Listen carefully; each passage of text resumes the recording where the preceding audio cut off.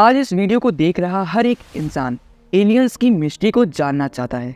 तो आखिर क्या कारण है कि दुनिया भर की गवर्नमेंट और स्पेस एजेंसीज हमसे ये राज छुपा रही है? और क्योंकि हमारे पास एलियंस के सबूत हो या ना हो, बट एलियंस को देखे जाने की घटनाएं और उनकी कहानियों की कोई कमी नहीं है। और कहानी के बाहर कई ट्रस्ट और ऑर्गेनाइजेशन, यहाँ तक कि गवर्नमेंट रिपोर्ट भी कुछ यूएफओ जैसे दिखने वाले ऑब्जेक्ट को देखने का दावा करती है। जब इस एलियन साइट्स पर रिसर्च किया जाता है तो इसका कोई भी रिजल्ट सामने नहीं आता और कई सालों की इन्वेस्टिगेशन के बाद ये कह दिया जाता है कि इस घटनाओं का कोई डायरेक्ट प्रूफ ही नहीं है। ये रिपोर्ट हमें ये बताने में भी कामयाब नहीं होती कि ये एलियंस नहीं थे तो ये हुआ कैसे। मतलब सपोज करो कि आपको अचानक से एक यूएफओ दिखाई दे जाता है और आप ये कहते हो कि देखो मैंने एलियन क्राफ्ट देखा, तो गवर्नमेंट आपको गलत प्रूफ कर सकती है, बट उसे ये भी तो प्रूफ करना ही होगा ना कि अगर वो यूएफओ नहीं था तो आखिर वो क्या चीज़ था।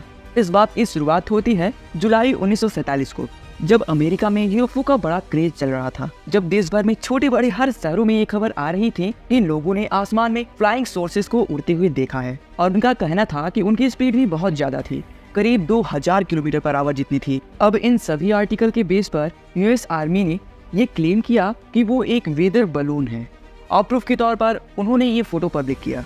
इसके बाद ये खबर ठंडी पड़ जाती है और टाइम के साथ सभी का इस पर से इंटरेस्ट खत्म हो जाता है। लेकिन कई साल बाद करीब 1970 के दशक में फिर से ये अफवाहें फैलने लगती हैं, जिसमें कहा जाता है कि मैक्सिको के डेजर्ट पर एलियन क्राफ्ट देखा गया है, जिसके दौरान इस पर एक लाइटिंग इफेक्ट होता है और वो एयरक्राफ्ट क्रैश हो जाता है और यहाँ पर बैठे उन सभी एलियंस की डेथ हो जाती है। और साल 1980 में इस पर एक बुक भी लिखी गई, जिसमें कहा गया कि जो मलबा उन्होंने देखा था वो कुछ ऐसा नहीं था कि वो अर्थ पर बना हो। और तब से लेके आज तक इस बुक की इम्पोर्टेंस बढ़ती ही चली गई और इससे रिलेटेड कई नई थियरी भी उभर कर सामने आती है, जिसमें ये दावा किया जाता है कि यहाँ पर जो यूएफओ क्रैश हुआ था वहाँ पर से एक जिंदा एलियंस पाया गया है और यूएस आर्मी ने उस एलियंस बॉडीज को एक सीक्रेट प्लेस पर रख दिया है। और कुछ लोग मानते हुए ये भी कहते थे कि आज के दिन तक उन एलियंस को कैद किया गया है और यूएस आर्मी उस एलियन टेक्नोलॉजी पर रिसर्च कर रही है। और ये सब कुछ हो रहा है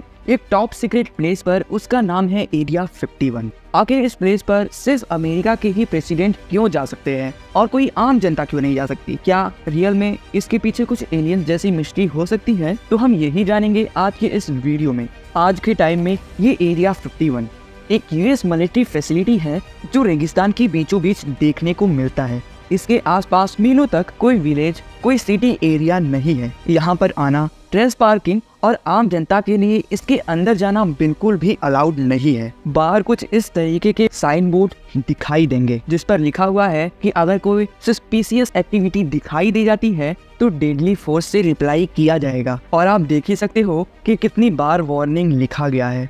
इस जगह पर इतना आइसोलेटेड रहने के पीछे का रीजन ये है कि ये area 51 largest government control land के अंदर आता है। इस जगह का नाम है Nevada test and training range. 12,000 kilometre square से भी ज्यादा में फैला हुआ ये एरिया है। तो ये ऑब्वियस सी बात है कि जब किसी जगह पर न्यूक्लियर बॉम्ब की टेस्टिंग की जा रही है, उसे फोड़कर देखा जा रहा है, तो ऐसे जगह को रिस्ट्रिक्टेड बनाना बहुत जरूरी बन जाता है। दरअसल एरिया 51 को अपने फाइटर प्लेन की टेस्टिंग और डेवलपमेंट के लिए बनाया गया था। तो जब मिलिट्री के इतने इंपॉर्टेंट हथियारों को यहाँ टेस्ट किया जाएगा तो जाहिर सी बात है कि इसे सिक्योर ही रखा जाएगा। और शुरू से ही इस जगह के बारे में बाहरी लोगों को बहुत कम जानकारी रही है। और जैसा कि आप सब जानते ही हो कि जहाँ इंफॉर्मेशन की कमी हो जाती है वहाँ पर कंस्पिरेसी थ्योरी अपने आप फैलने लगती है। अब सोवियत यूनियन द्वारा यूएस का जब एक जहाज काउंटर हुआ तो उसके बाद मिलिट्री पर गवर्नमेंट द्वारा एक ऐसा प्लेन बनाने के लिए प्रेशर किया जाता है कि जिसे काउंटर करना लगभग इम्पॉसिबल हो और जो ज्यादा तेज उड़ता हो, जो ज्यादा से ज्यादा सिक्रेटिव हो। और कुछ ऐसा ही जहाज बनकर तैयार होता है लॉकहीड SR-71 ब्लैक बर्ड, जो आज के दिन तक दुनिया का सबसे तेज उड़ने वाला प्लेन है, जिसकी मैक्सिमम स्पीड करीब 3400 किलोमीटर पर आवर जितनी है, जो 24,000 मीटर की ऊंचाई पर उड़ सकता है। ये इतना ऊंचा और इतना तेज कि कोई चांस नहीं मिलता कि इसे काउंटर किया जा सके। और ऐसे फाइटर प्लेन को उस टाइम सिक्योर रखना बहुत बहुत ज्यादा जरूरी बन जाता है। तो आप खुद ही सोचो कि आखिर ऐसे भी क्या किया जाता जिससे ये टेस्टिंग भी हो जाती और किसी दूसरे को भनक भी नहीं लग पाता। तो CIA एजेंसी